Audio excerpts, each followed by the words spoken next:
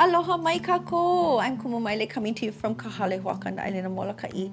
Today we are going to learn a new ʻōlelo. E hoʻopili mai, repeat after me. Mokulele. Hana ho. Mokulele. Mai ka ino, and you've probably heard this one.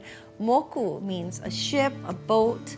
It means an island even. It means something, a life source that is independently sustainable. It can mean a lot of different things.